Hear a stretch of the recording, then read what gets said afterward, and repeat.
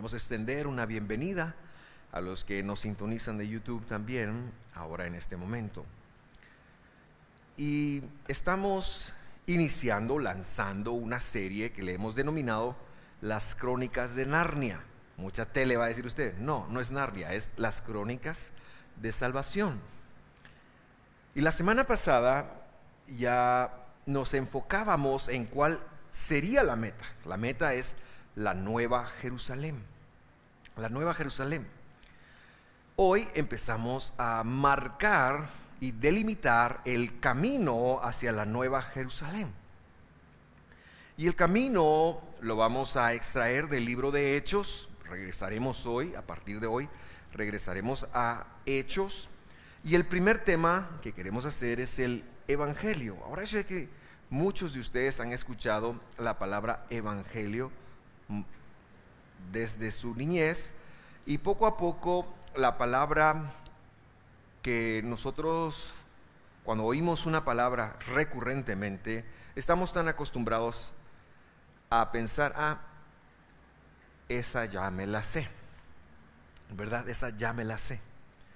Y yo quiero pedirle que por un momento usted pretenda que no supiera qué es el Evangelio.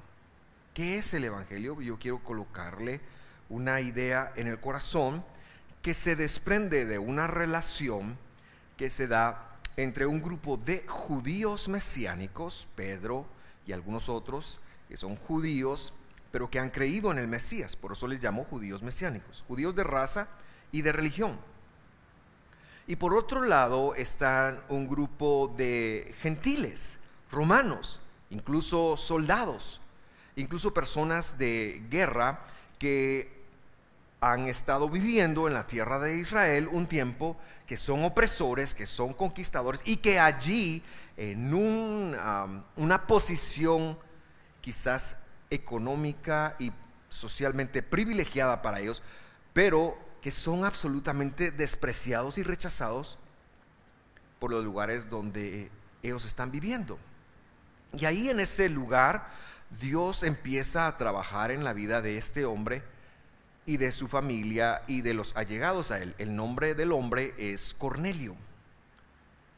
Y Cornelio empieza a asistir a una iglesia judía, empieza a asistir a reuniones y empieza a escuchar, y le atrae tanto que él se convierte en un temeroso de Dios. ¿Qué quiere decir?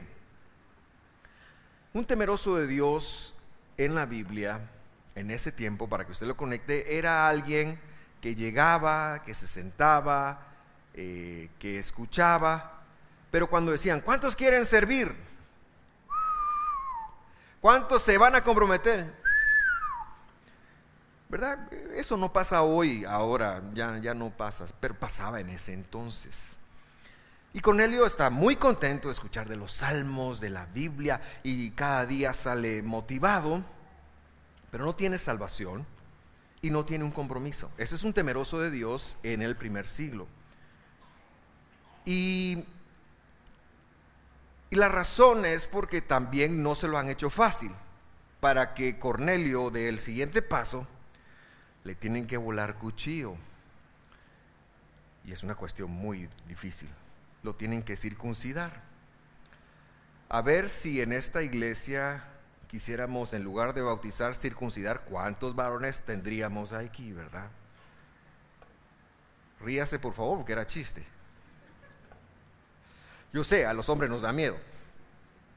Y máxime en un tiempo donde ni antibiótico ni nada de eso. Pero ahí está Cornelio. Ahí está Cornelio, participa, pero no se compromete, participa hasta que Dios lo encuentra. Esa es la interacción que estamos viendo. Hechos capítulo 10, versículo 34, ahí dice 36, 34, pero el 36 está ahí erróneamente. Dice, entonces Pedro tomó la palabra y dijo, ciertamente ahora entiendo que Dios no hace acepción de personas, sino que en toda nación que le teme y hace lo justo le es acepto. Y lo que estamos presenciando es que a Pedro finalmente le está cayendo el 20 de que Jesús no es exclusivamente de los judíos. A los suyos vino, por supuesto, pero la intención era trascender los suyos. Pedro había pensado y tenía esta mentalidad que para llegar a la Nueva Jerusalén, se tenía que hacer judío. Pero en ese momento a él está cayendo el 20, como decimos aquí en Guatemala, para los que no son chapines, él está entendiendo que no es una cuestión genética, que no es quizás que no somos salvos. Hoy el equivalente de hoy sería: todo el tiempo me llevaron a la iglesia de niño, yo crecí en la iglesia, leí la Biblia y todo, pero si yo no tengo una relación personal con Cristo Jesús, Dios no tiene nietos. Dios no tiene nietos. ¿Cuántos tenemos nietos aquí? Levanten la mano, por favor. Levanten la mano los que tienen nietos. Ya, ok. Los nietos son la cosa más bella que existe, son más bellos que los hijos. De verdad, tengan nietos, hermano. Porque cuando el nieto hace del 2, usted lo ama y se lo da al tata que lo cambie. Si fuera su hijo, usted tendría que ensuciarse. O a la nana, según sea el punto. Pero son de uno, pero la responsabilidad es de otros. ¿Verdad? Dios no tiene nietos, Dios solo tiene hijos. Y a Pedro está entendiendo que los hijos no son exclusivos de una religión, ni son exclusivos de una raza, que es lo que Pedro ha escuchado toda su vida. Y luego llegamos al versículo 36, que me interesa mucho, es el versículo en el que quiero basar la enseñanza de hoy. Y el versículo 36 dice: la palabra que él envió al pueblo de Israel, evangelizando de paz. Eso lo traduje yo, por eso es que no tiene sentido con muchas Biblias. Por medio de Jesucristo, que Él es Señor de todos. Y me voy a explicar. En primer lugar, me llama mucho la atención que dice palabra. En la mayoría de versiones que consulté dice mensaje, pero aquí está la palabra logos, como ciencia. Y este equivalente del logos es, por ejemplo, lo encontramos en Romanos, cuando dice: la fidelidad de Dios viene por el oír, y el oír por el logos, lo que sale de la boca de Dios. Es la ciencia divina. Entonces Dios envió una ciencia divina, envió una palabra. ¿A quién? A Israel, dice ese versículo. Entonces tenemos que aclararnos de quién es Israel. Cuando nosotros en la Biblia leemos la palabra Israel, es muy lamentable que lo asociemos con el Estado de Israel. Es otra cosa. El Estado de Israel es un país que se encuentra en el Mediterráneo y es un Estado laico, es un país laico. De hecho, Tel Aviv, la ciudad más grande y más desarrollada de ese estado, es la capital mundial del orgullo gay. Dígame usted qué tiene eso que ver con la Biblia. Y yo le respondo: absolutamente nada. Es un estado laico. Cuando Dios dice, por supuesto, que lo nombraron, que le asignaron el nombre basada en la idea de Dios de Israel, pero que trasciende el estado. Israel en la Biblia es un pueblo que está en la mente de Dios. Israel en la Biblia es un pueblo que está en la mente de Dios, que está en el corazón de Dios, y es a quien Dios le dio todas sus promesas, es a quien Dios le dio su palabra, es a quien Dios le dio, en quien Dios se entregó como una referencia para las demás naciones del mundo. Ese pueblo, ese es Israel, y está compuesto de dos tipos de gente. Sí, hay muchos descendientes genéticos de los patriarcas, por supuesto. Hay muchos descendientes de los patriarcas, pero no todos los descendientes son Israel. La gran mayoría de este pueblo está compuesto de gentiles, de no descendientes de los patriarcas, que entraron por una puerta que se llama Cristo Jesús. Usted es Israel. Usted es Israel. Usted es el pueblo que está en la mente de Dios. El problema es que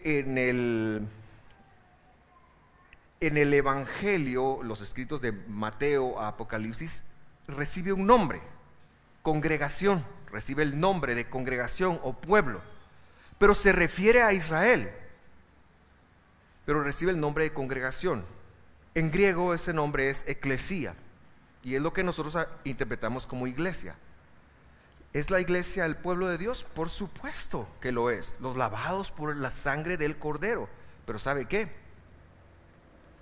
Ese pueblo tiene un nombre, no se llama iglesia. Iglesia es un sustantivo, pero no es el sustantivo propio. Tiene un nombre y ese nombre es Israel. Entonces Dios envió una ciencia a Israel. ¿Y cómo es la ciencia? Evangelizando, dice. Evangelizando de paz.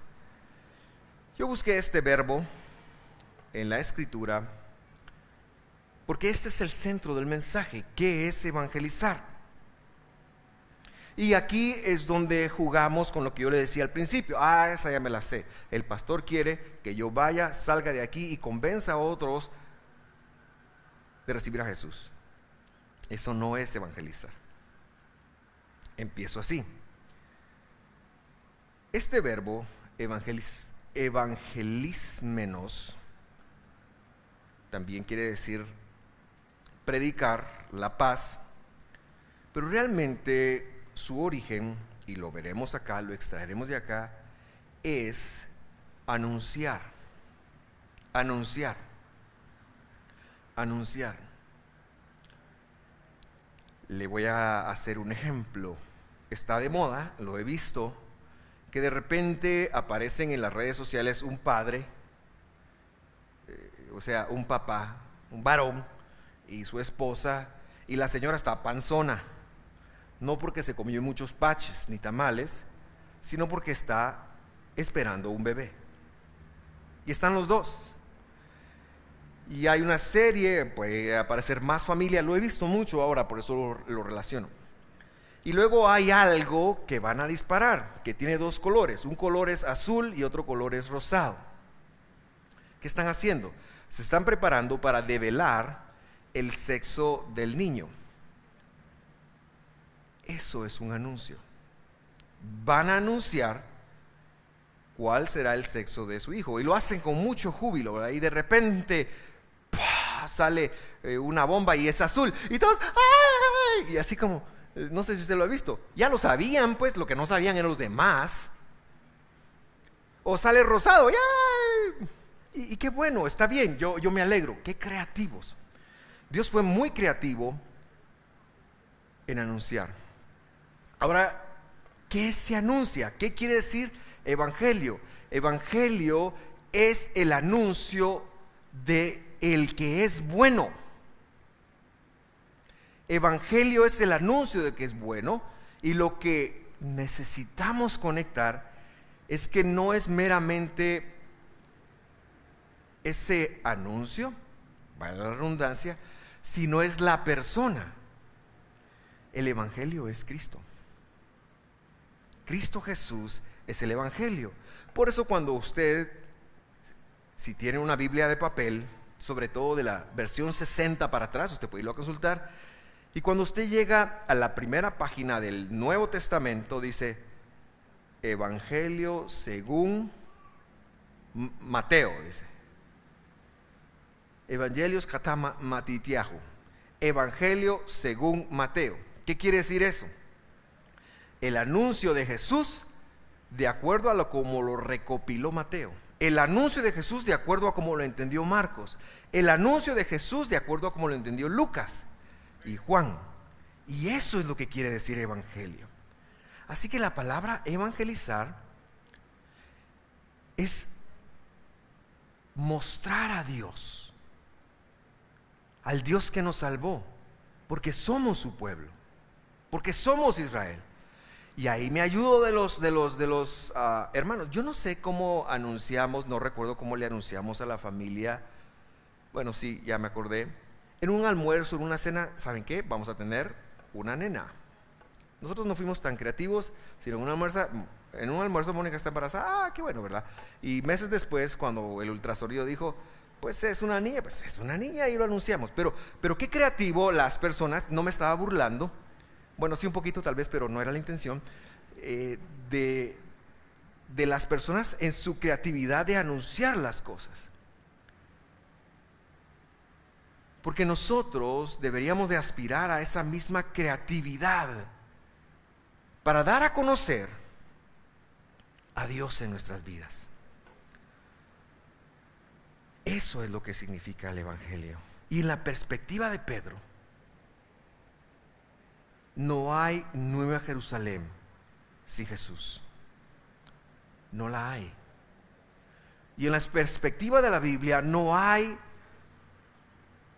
resurrección, no hay Nueva Jerusalén sin Cristo Jesús. Por eso es que Él tuvo la osadía de decir correctamente: yo soy el camino, la verdad y la vida. Nadie llega al Padre si no es por mí. Hoy, terminando lo de relacionar con lo que decía del Estado de Israel, qué bonito, a mí me gustaría mucho ir a Israel y ver dónde caminó Jesús y ver la tumba vacía. Y ¿sabe qué me gustaría a mí también ver? El aposento alto. Me gustaría mucho ver el aposento alto. Me gustaría comerme una mojarra bueno, no sé si hay, pero un pescado del lago de Galilea. Me gustaría mucho.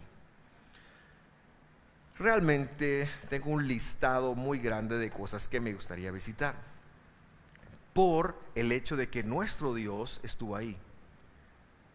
Pero son una sombra de la Jerusalén celestial. Eso no me salva. Me salva el hecho de que Dios nos llamó, te llamó a ti. Él es el Evangelio.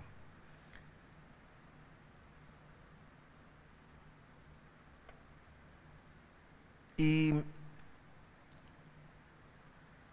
para continuar en esto, solo quiero afirmar que no es una creencia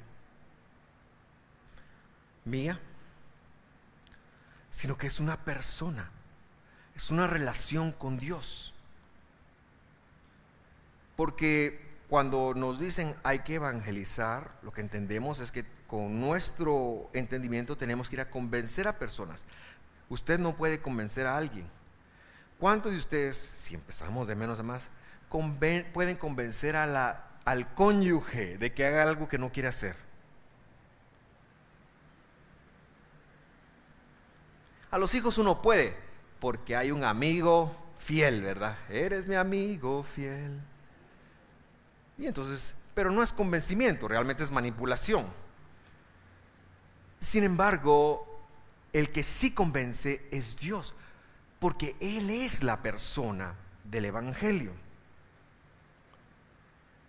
Y mientras nosotros más nos empecemos a asociar al Evangelio, a la Escritura, a Jesús, pero al Jesús bíblico, no al canche de ojos azules, de pelo largo que estamos acostumbrados a ver ahí, ¿verdad? No sé si usted lo ha visto.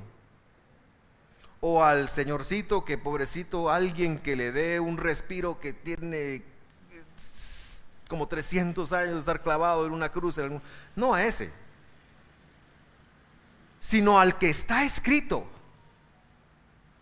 ¿Y qué está escrito de Él?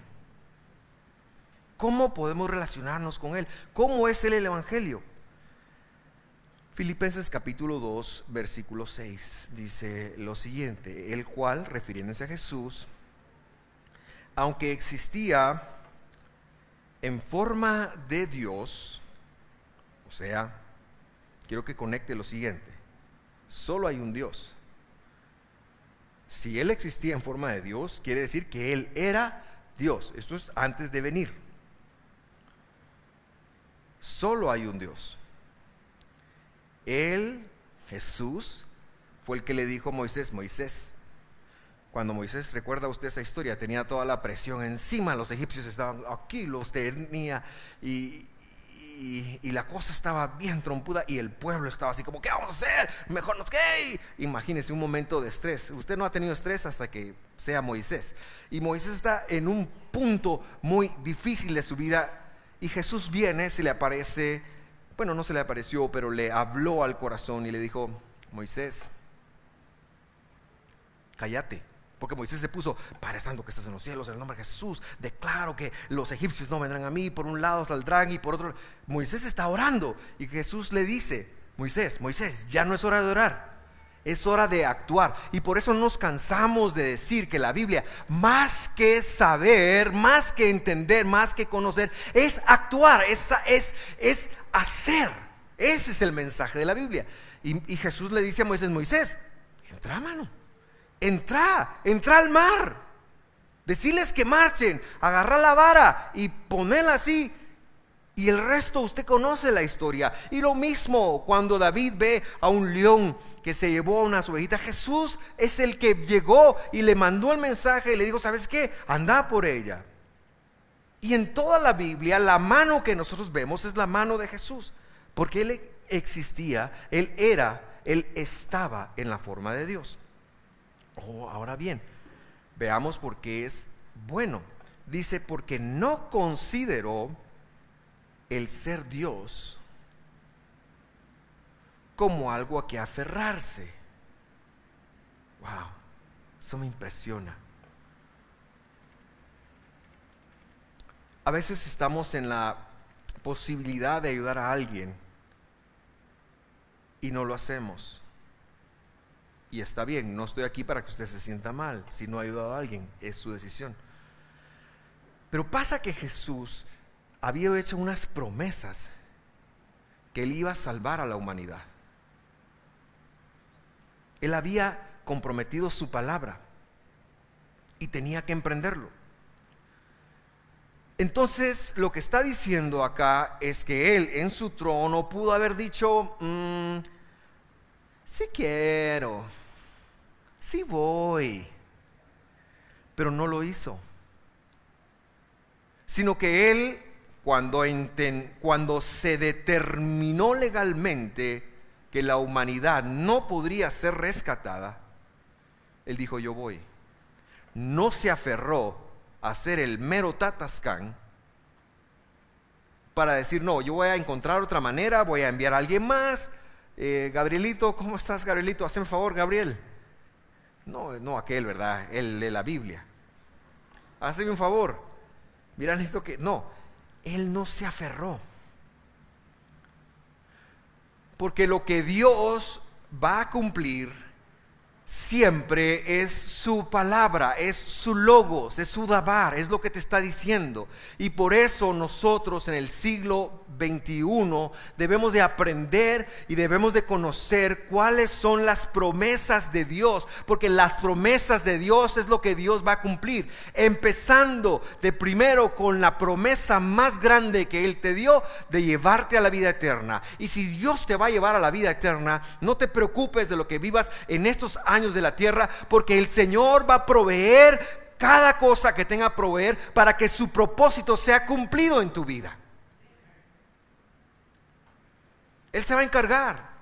Él se va a encargar de que tú tengas todo lo que necesitas para que hagas lo que Él te pidió hacer. Dios va a cumplir sus promesas. Ahora, no lo que tú entiendas. Dios va a cumplir lo que Él prometió. Y eso es muy importante diferenciarlo, porque a veces decimos, es que Dios me falló, Dios me dejó solo, ¿dónde estaba Dios? No, Dios va a cumplir lo que Él dijo que iba a cumplir. Versículo 7. Sino que se despojó, se vació a sí mismo, tomando forma de siervo, y vino a ser semejante a los hombres. Ahora, póntelo en contexto. El Creador, el que hizo los cielos y la tierra, el que hizo el sol, el que hizo la luna, las estrellas, el que la tierra le dio. Imagínate el lugar más espectacular donde has estado en tu vida. Imagínate si es en la cumbre de un volcán, que es espectacular. Y si has visitado el espacio, pero sin drogas, digo yo, ¿verdad? Imagínate el espacio y ver la tierra. Todo eso lo hizo Dios. Ese Dios que hizo, que partió el mar, ese que levantó a David, ese que rescató a las personas de los problemas, de las guerras, al pueblo de Israel que está escrito en la Biblia, ¿cuántas veces lo rescató? Ese mismo se despojó, se vació. ¿De qué se vació? Esa es la pregunta que nos tenemos que hacer. Dice que se vació a sí mismo tomando forma de siervo y vino a ser semejante a los hombres. ¿De qué se vació? Nunca de su divinidad. Se vació de su gloria, de sus atributos, porque si no, nos hubiera destruido. Esto está demostrado de que siempre fue Dios en una historia muy interesante, muy bonita, que está en Marcos capítulo 2 versículo 5, donde dice: viendo Jesús la fidelidad para con ellos, dijo al paralítico: hijo, tus pecados te son perdonados. Imagine la escena, estamos aquí, de repente alguien abre un hoyo en el techo y baja una camilla con un pobre señor ahí que no puede caminar y que está probablemente todo torcido. Se lo bajan hasta el suelo, porque Dios les había dicho que lo hicieran. La casa estaba llena, imagínese usted, la casa estaba llena. He de decir a los que nos ven y nos sintonizan: esta casa no está llena, falta usted, así que véngase. Pero la casa esa sí que estaba llena, y lo bajaron al suelo, y Jesús se le queda viendo. ¿Qué esperaba todo el mundo que hiciera? Todo el mundo esperaba que lo sanara, ¿verdad? ¿Por qué? Porque era la fama que él tenía. Pero él quiere demostrar algo más, así con clase, con clase. Yo no sé si usted ha visto un calentamiento de Maradona. Puede que hayan detractores y gente que le gusta Maradona, pero hay un calentamiento donde le pasan la pelota y está así, y se hace así, y con las nachas la hace así también, y con tacos. Y yo no sé si usted ha visto el calentamiento. Creo que jugaba para un equipo italiano. ¿Cómo se llama ese que queda en la costa? Eso sí saben, ¿va? Yo les pregunto la Biblia y sí, pues. El Napoli, sí. Y estaba así, y uno dice, cuando ve a ese hombre, era drogo, ¿va? Era drogo, y en ese momento era muy drogo. Pero qué clase para agarrar el balón. Qué clase. Para nosotros los chapines, clase quiere decir como elegancia. Qué elegancia para agarrar el balón. Jesús aquí tiene una clase impresionante para demostrar que es hombre. Se voltea al hombre y le dice: tus pecados te son perdonados. Y eso provoca varias reacciones. Imagínese al hombre, ¿verdad? Tirado. ¿Qué habrá pensado el pobre paralítico que está tirado? Gracias, ¿verdad? Pero imagínese a los maestros de la escritura que le rodean y que toda la vida han entendido que el mandamiento más importante es: escucha, Israel, el Señor nuestro Dios uno es, que ningún hombre puede ser Dios. Y aquí hay alguien que es semejante, como lo hemos visto, porque no es hombre, es semejante a los hombres, con cuerpo físico, con un cuerpo físico, y que está portando sangre humana. Y ellos se escandalizan con toda la razón del mundo, porque no habían conectado que Él era Dios. Se escandalizan y empiezan a pensar, son algo cobardones porque nadie se atreve a decir nada, pero empiezan a pensar: qué bárbaro este. ¿Cómo le dice eso? Mire, la historia sigue. Los que estaban ahí sentados, algunos de ellos escribas, los cuales pensaban en sus corazones: ¿por qué habla este así? Está blasfemando. ¿Quién puede perdonar pecados sino solo Dios? Y en esa última pregunta tienen la boca llena de razón. ¿Quién puede perdonar pecados? La respuesta es: nadie, solo Dios. Y tienen toda la razón. El problema es que ellos no han considerado que Él es Dios. Pero ¿quién puede perdonar pecados? Nadie. Nadie. Usted puede perdonar las ofensas que le han hecho y debiera perdonarlas. debiera perdonarlas. Pero pecados así, nadie. Limpiar su corazón, nadie. Solo Dios puede limpiar su corazón. Tienen toda la razón. Al instante, dice el versículo 8, Jesús, conociendo en su mente que pensaban de esa manera, dentro de sí mismo les dijo: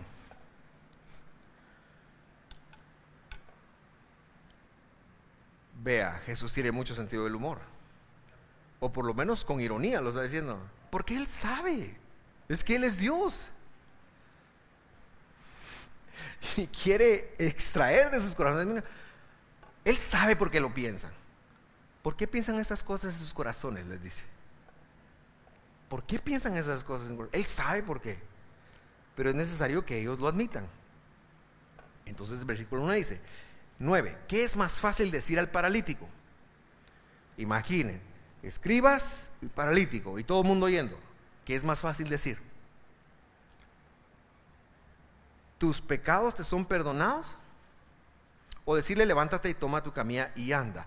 Pregunto, ¿qué es más fácil?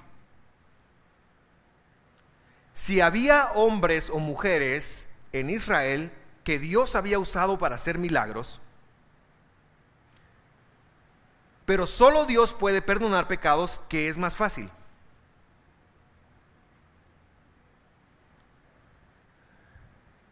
Ayúdeme, por favor, ahí en las redes, ayúdeme, alguien que me diga, ¿qué es más fácil?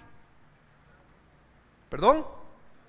Sanarlo, por supuesto. Dios ese don nos lo ha dado a nosotros. Y algunas veces hemos orado por personas y Dios nos ha sanado. Eso es menos difícil que perdonar pecados. Perdonar pecados es imposible para el hombre, solo lo puede hacer Dios. Los escribas tenían toda la razón con esto. Tus pecados te son perdonados, o decirle: toma tu camina y anda. ¿Qué es más fácil? Decirle: toma tu camilla. ¿Qué llevaba menos esfuerzo? Que se sanara. Y entonces yo te digo algo, una aplicación para ti. ¿Qué es más fácil para Dios en este momento en tu vida? ¿Perdonar tus pecados o sanarte, sacarte de las deudas, quitarte la enfermedad, enfrentar tu problema contigo? ¿Qué es más fácil para Dios? Es eso, enfrentar cualquier circunstancia que está ocurriendo en tu vida. Eso es lo más fácil, mis queridos hermanos, porque una leve tribulación momentánea produce en nosotros cada vez más excelente y eterno peso de gloria. Es que lo que estás atravesando es más fácil para Dios. Lo que estás viviendo es más fácil para Dios. ¿Por qué no lo hace? Esa es una pregunta para cafecito, champurrada, y no la voy a responder acá. Pero si usted se mantiene fiel a Dios, lo va a hacer. ¿Qué es más fácil? Por supuesto, sacarte de deudas. Lo más fácil es consolarte, es traerte, restaurar. Eso es más fácil. Lo más difícil es perdonar tus pecados, porque tus pecados solo los puede perdonar Dios. Y esa es la buena nueva. Pero termino la historia. Para que sepan que el Hijo del Hombre, es decir, el cuerpo de Dios disminuido, el que leímos en Filipenses 2, para que sepan que Él tiene autoridad en la tierra para perdonar pecados. ¿Qué quiere decir eso? Que es Dios. Dijo al paralítico: a ti te digo, levántate, toma tu camilla y vete a tu casa. ¿Y quieres saber qué pasó? Precisamente eso. Se agarró sus cosas, recibió la fuerza y se fue. ¿Y qué les quedó a los escribas en la mente? ¿Y qué nos debería quedar a nosotros en la mente? Él es Dios, y el peor de nuestros problemas Él lo puede perdonar, que es el pecado. El pecado es lo más serio, porque es lo que nos aparta de Dios y es lo que provoca la muerte eterna.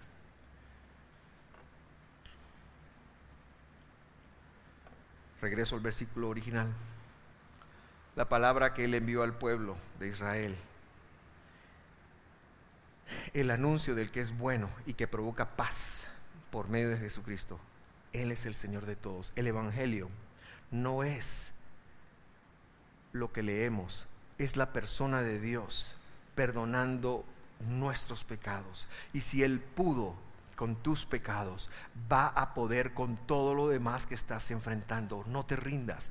Va a poder con todo aquello que está ocurriendo en tu vida en este momento. No te desanimes, no te desanimes. Tienes que seguir adelante, tienes que conocer mejor a la persona de Dios, a la persona de Jesús. Tienes que intimar mejor con Él. Tiene que ser una prioridad más grande en tu vida, porque Él es el Evangelio. Él es el anuncio del que es bueno, y el que es bueno vino a solucionar el problema mayor, que era el pecado, y puede con todo lo demás que está ocurriendo en tu vida. Eso es el Evangelio. Jesús le da sentido a todo lo que decimos. Jesús le da sentido a nuestra adoración. Jesús le da sentido a todos los esfuerzos que hacemos. Jesús le da sentido a cada palabra que nosotros hablamos desde esta plataforma. Jesús le va a dar sentido al devocional del miércoles. Jesús le da sentido. Jesús es lo que le da sentido a todos, mis queridos hermanos. Por Él somos, en Él vivimos, y en Él nosotros podemos existir. Todos los caminos en la Biblia apuntan a Él. Él es el Evangelio. Él es el Evangelio. Jesús es el Evangelio. El anuncio de que es bueno es Él. Y querido hermano y querida hermana,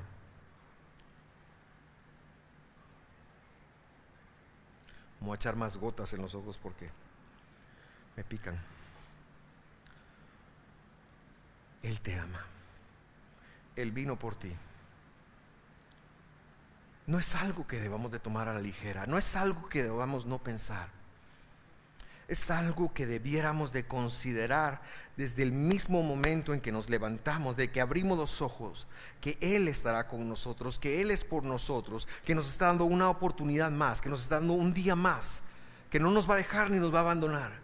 Y aunque tengas que enfrentar lo que tengas que enfrentar en ese día, no quiero entrar a decir ejemplos, pero todos enfrentamos situaciones difíciles todos los días. Aunque tú tengas que enfrentar lo que tengas que enfrentar, Él está contigo. Y en la medida que tú te conectes a Él, en la medida que tú oigas más su voz, que estés dispuesto a crecer, que estés dispuesto a aprender de Él, porque lo que Él tiene para tu vida y lo que la vida cristiana representa para nosotros es un proceso educativo en el cual Él te va guiando. No desprecies el proceso educativo en el cual Dios te tiene en este momento, porque muchas cosas que han salido mal se debe a que has ignorado ese proceso, se debe a que no has seguido el proceso. Pero si eres creyente en Él, Él te lleva en un proceso, te lleva en un proceso, te lo ha dado en su palabra, te lo ha delimitado, y Él quiere tu bien. Él quiere tu bien. Dios no quiere tu mal, Dios quiere tu bien. Pero si nosotros continuamente escogemos ignorar lo que está escrito, que es el proceso educativo de Él, después no podemos decir: Señor, ¿por qué me abandonaste? No sé por qué. Después no podemos echarle la culpa a Dios. Es que, ¿dónde estabas tú cuando? No podemos. Bueno, sí podemos, pero no debemos, porque Dios, desde que te salvó, ya pagó todo el precio para que tú fueras educado. Y no te tienes que abrumar. Es poco a poco, es un paso a paso. Pero lo que Dios, lo que la vida creyente significa, y esa es la gran noticia, es que Él tiene un proceso para tu vida educativo. Eso es lo que tratan de decir con la palabra fe. Fe, eso es lo que quiere decir fe. Un proceso educativo en donde tú te vas entendiendo. Es como ir al colegio, es como ir a la universidad. ¿Sabe por qué no construyo una casa yo? Porque ni yo querría vivir en una casa que yo construyo, porque no he sido educado para eso. Todos ustedes han sido educados para algo, están desempeñándose en algo. Y es que a mí podría decir una ama de casa que tiene un trabajo tan difícil. A mí no me educaron para ser padre, pero fuiste aprendiendo, porque Dios no permitió que tus hijos se murieran a pesar de tu inexperiencia. No los arruinen tampoco, ahí les encargo. Las redes sociales me muestran que algunos de ustedes están arruinando a sus hijos. Son bromas. Pero tenemos que meternos a ese proceso educativo. Esa es la buena nueva, hermano. Dios no te va a dejar, no te va a abandonar. Dios no te va a abandonar. No te va a abandonar. Él está contigo. ¿Cuál es tu papel? Aprende y comparte. Aprende y comparte. Y quiero cerrar con eso. ¿Se acuerda de los papás que va a ser un boy o una girl? ¿Se acuerdan de los papás? Qué creativos. No me estoy burlando. De verdad, admiro esa creatividad. No lo haría, pero la admiro. Bueno, que Dios nos dé esa creatividad para siempre representarlo, especialmente con tus acciones, especialmente con lo que haces, con tu comportamiento, porque lo representas. Tú tienes al que es bueno. Tú lo tienes. Toca administrarlo bien. Vamos a orar. Toca administrarlo bien. Toca administrarlo bien. Toca administrarlo bien.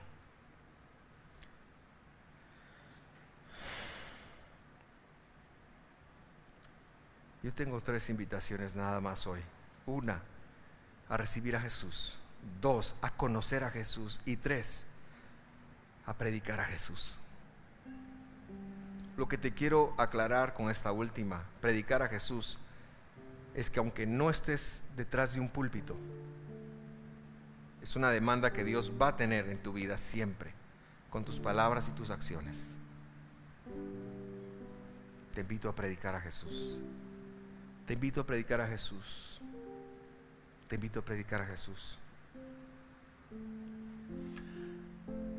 Oremos. Gracias, Señor, porque te despojaste de tus atributos de gloria y bajaste a la tierra y diste tu vida por nosotros. Y nos diste vida. Y hoy, Señor, aunque no nos gusta enfrentar la muerte, pero si tuviéramos que enfrentarla, sabemos que tú has creado un espacio para nosotros en el cual nos levantarás, nos resucitarás cuando el tiempo sea, y heredaremos la Jerusalén celestial. Gracias, Señor, por haber dejado tu trono de gloria. Gracias por haber dejado todo establecido, todos los procedimientos, todos los procesos concretamente pensados, y haber tomado, haber creado ese vacío en el cielo y haber descendido a la tierra, haberte humillado a ser como uno de nosotros, haberte disminuido hasta una semilla que fue puesta como una especie de in vitro en el vientre de una mujer. Y ahí tú aprovechaste para tomar la sangre de Miriam, que te llevó a sentir lo que sentimos nosotros, te llevó a conocer el pecado, porque el pecado está en la sangre. Y ahí, Señor, la vida está en la sangre, la vida imperfecta. Y ahí, Señor, tú empezaste a desarrollarte hasta el momento más importante, en donde fuiste levantado en un madero. Hiciste silencio por 3 días, y cuando el tiempo fue el correcto, rompiste todo, los récords, los registros, y te levantaste. Eres el único ser que ha resucitado, que jamás volvió a ver la muerte. Eres el único que resucitó y que está vivo. Señor Jesús, te exaltamos, te adoramos y bendecimos tu nombre. Y hoy, Señor, pedimos de ti rescata nuestra vida. Te confesamos como nuestro Salvador. Si alguien quiere ayuda con ello, por favor dejar un comentario en las redes sociales o bien en un papelito de peticiones acá. Estamos dispuestos a acompañarte. Hoy, Señor,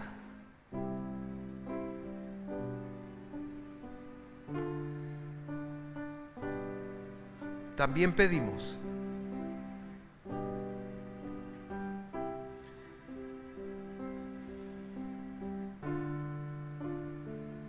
conocerte mejor. Revélate a nosotros. Abre tu palabra. Abre tu palabra verdaderamente a nosotros, porque la revelación tuya está ahí desde la misma primer palabra, Bereshit. Bereshit, lo que traduce en Génesis, quiere decir en el cuerpo de la divinidad, es decir, en Cristo Jesús. Por Él todo fue creado. Por Él todo fue creado. Ayúdanos a conocerte, Señor. Ayúdanos a conectarte. Ayúdanos a entenderte. Ayúdanos a dedicar tiempo a ser disciplinados contigo. Y también ayúdanos a predicar con nuestras palabras y nuestro ejemplo a todos los que nos rodean, a nuestros familiares, a nuestros colaboradores, a las personas con quienes trabajamos. En el nombre de Jesús, ayúdanos, Señor. Esa es nuestra petición en esta mañana. Los que nos ven en casa, los bendecimos en el nombre de Jesús.